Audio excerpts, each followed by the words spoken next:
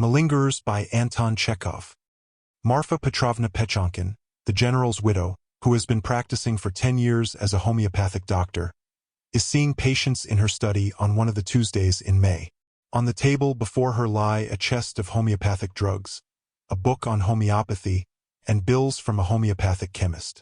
On the wall the letters from some Petersburg homeopath, in Marfa Petrovna's opinion a very celebrated and great man, hang under glass in a gilt frame, and there also is a portrait of Father Aristarch, to whom the lady owes her salvation, that is, the renunciation of pernicious allopathy and the knowledge of the truth. In the vestibule patients are sitting waiting, for the most part peasants. All but 2 or 3 of them are barefoot, as the lady has given orders that their ill-smelling boots are to be left in the yard. Marfa Petrovna has already seen 10 patients when she calls the 11th, Gavrila Gruzd. The door opens and instead of Gavrila Gruzd, Zamarishin, a neighboring landowner who has sunk into poverty, a little old man with sour eyes, and with a gentleman's cap under his arm, walks into the room. He puts down his stick in the corner, goes up to the lady, and without a word drops on one knee before her. "What are you about, Kuzma Kuzmich?" cries the lady in horror, flushing crimson. "For goodness' sake, while I live I will not rise," says Zamarishin, bending over her hand. "Let all the world see my homage on my knees, our guardian angel, benefactress of the human race. Let them, before the good fairy who has given me life, guided me into the path of truth, and enlightened my skepticism, I am ready not merely to kneel but to pass through fire, our miraculous healer, mother of the orphan and the widowed. I have recovered. I am a new man, enchantress. I am very glad," mutters the lady, flushing with pleasure. "It's so pleasant to hear that. Sit down, please. Why, you were so seriously ill that Tuesday." "Yes, indeed, how ill I was. It's awful to recall it," says Zamarishin, taking a seat. "I had rheumatism in every part and every organ. I have been in misery for 8 years. I've had no rest from it. By day or by night, my benefactress. I have consulted doctors, and I went to professors at Kazan. I have tried all sorts of mud baths and drunk waters, and goodness knows what I haven't tried. I have wasted all my substance on doctors, my beautiful lady. The doctors did me nothing but harm. They drove the disease inwards. Drive in, that they did, but to drive out was beyond their science.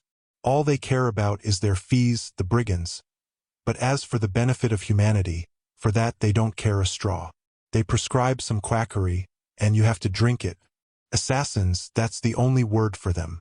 If it hadn't been for you, our angel, I should have been in the grave by now. I went home from you that Tuesday, looked at the pilules that you gave me then, and wondered what good there could be in them.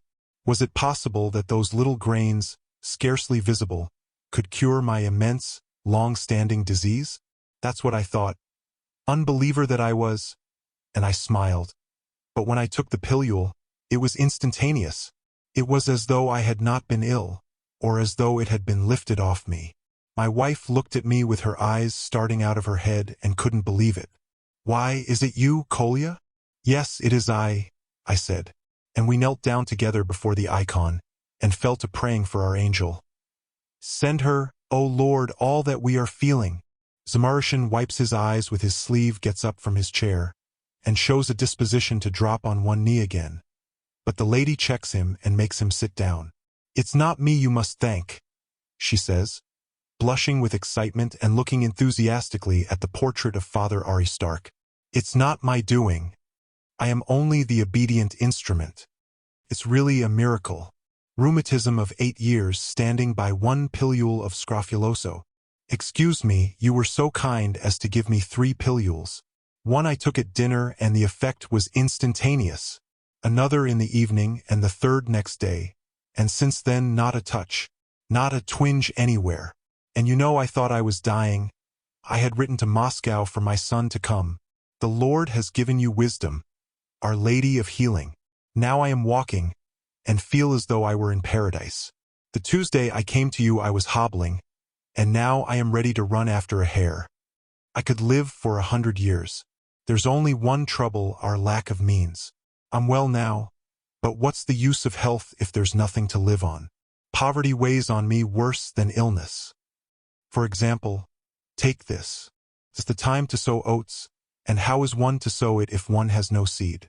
I ought to buy it, but the money. Everyone knows how we are off for money. I will give you oats, Kuzma Kuzmich. Sit down, sit down. You have so delighted me.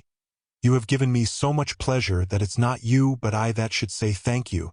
You are our joy, that the Lord should create such goodness. Rejoice, madam, looking at your good deeds, while we sinners have no cause for rejoicing in ourselves. We are paltry, poor-spirited, useless people. A mean lot. We are only gentry in name, but in a material sense we are the same as peasants, only worse. We live in stone houses, but it's a mere make-believe. For the roof leaks, and there is no money to buy wood to mend it with. I'll give you the wood, Kuzma Kuzmich. Zamarushin asks for and gets a cow too, a letter of recommendation for his daughter whom he wants to send to a boarding school, and, touched by the lady's liberality, he whimpers with excess of feeling, twists his mouth, and feels in his pocket for his handkerchief. Marfa Petrovna sees a red paper slip out of his pocket with his handkerchief and fall noiselessly to the floor. I shall never forget it to all eternity, he mutters, and I shall make my children and my grandchildren remember it, from generation to generation. See, children, I shall say, who has saved me from the grave, who, when she has seen her patient out, the lady looks for a minute at Father Aristark with eyes full of tears, then turns her caressing, reverent gaze on the drug chest, the books, the bills, the armchair in which the man she had saved from death has just been sitting, and her eyes fall on the paper just dropped by her patient. She picks up the paper, unfolds it, and sees in it 3 pilules, the very pilules she had given Zamarushin the previous Tuesday. They are the very ones, she thinks puzzled. The paper is the same. He hasn't even unwrapped them. What has he taken then? Strange. Surely he wouldn't try to deceive me. And for the first time in her 10 years of practice, a doubt creeps into Marfa Petrovna's mind. She summons the other patients, and while talking to them of their complaints, notices what has hitherto slipped by her ears unnoticed. The patients, every one of them as though they were in a conspiracy, first belaud her for their miraculous cure, go into raptures over her medical skill, and abuse allopath doctors, then when she is flushed with excitement, begin holding forth on their needs. One asks for a bit of land to plow, another for wood, a third for permission to shoot in her forests, and so on. She looks at the broad, benevolent countenance of Father Aristark, who has revealed the truth to her, and a new truth begins gnawing at her heart. An evil, oppressive truth. The deceitfulness of man. Dear listener, we close the pages on another tale, a journey through words, imagination, and emotion. Here at the Falls Audiobook, where stories flow like a river's current, carrying you to distant worlds and uncharted depths, we thank you for joining us. As always, we invite you to linger a little longer.